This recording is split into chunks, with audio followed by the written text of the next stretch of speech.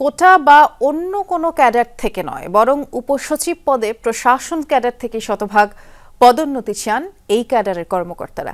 সকালে জনপ্রশাসন সচিবের সাথে দেখা করে এই দাবি তারা জানিয়েছেন। পরে ব্রিফিংয়ে বাংলাদেশ অ্যাডমিনিস্ট্রেটিভ সার্ভিস অ্যাসোসিয়েশন সভাপতি বলেছেন, তারা অন্য ক্যাডারদের বিরুদ্ধাচারণ করছেন না। যার যার ক্যাডার পদ থেকে যে উপরের দিকে ওঠার সুযোগ অবারিতই আছে। এবং জনপ্রশাসন সচিব জানিয়েছেন, চলতি সপ্তাহে অ্যাডমিনিস্ট্রেটিভ অ্যাসোসিয়েশনের সাথে বৈঠক করবেন।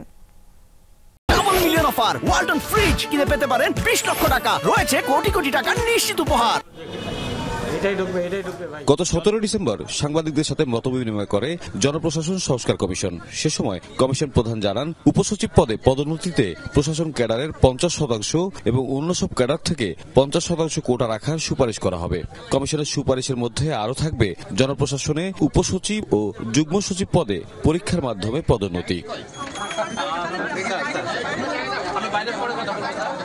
বিষয়টি সামনে আসার পর থেকে প্রতিবাদ জানিয়ে আসছেন প্রশাসন ক্যাডারের সদস্যরা। রোববার সকালে জনপ্রশাসন সচিবের কাছে যান তারা। উপসচিব পদে পদোন্নতিতে প্রশাসন ক্যাডারের কোটা কমাতে জনপ্রশাসন সংস্কার কমিশনের যে সুপারিশের সিদ্ধান্ত, তার প্রতিবাদ জানান। জনপ্রশাসন সংস্কার কমিশন একটা চলমান প্রক্রিয়া। লিখিত দাবি পেশ করেন তারা। তাদের চাওয়া, বিদ্যমান ডিপিএস পুল সংশোধন করে উপসচিব পদে শতভাগ প্রশাসন ক্যাডার বা সার্ভিসের সদস্যদের পদোন্নতির মাধ্যমে নিয়োগ প্রদান। ব্রিফিংয়ে বাংলাদেশ অ্যাডমিনিস্ট্রেটিভ সার্ভিস অ্যাসোসিয়েশনের সভাপতি বলেন, তারা অন্য ক্যাডারদের বিরুদ্ধাচরণ করছেন না।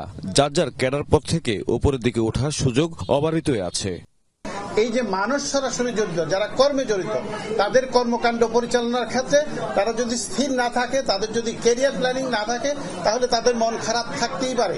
সুতরাং দীর্ঘদিন পরে হয়তো এই বিষয়টা নিয়ে আলোচনা হচ্ছে। জনপ্রশাসন সংস্কার কমিশনের সদস্য সচিব ও জনপ্রশাসন সচিব বলেন, কয়েকটি মৌলিক বিষয় নিয়ে ভুল বোঝাবুঝি হচ্ছে।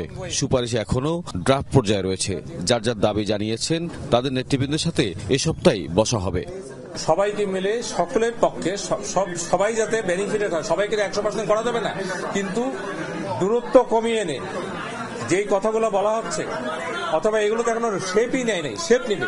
সেই শেপ নেওয়ার আগে আমরা ওনাদের সাথে ক্লোজ ডোর বসে আমরা আলোচনা করব।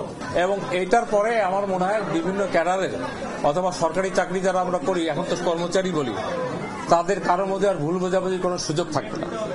Everything will spell out clear. 31 December পর্যন্ত যে কেউ সুপারিশ দিতে পারবে বলে জানান সচিব। Thank you very much. Tawhid Mithun, Jamuna news, Dhaka.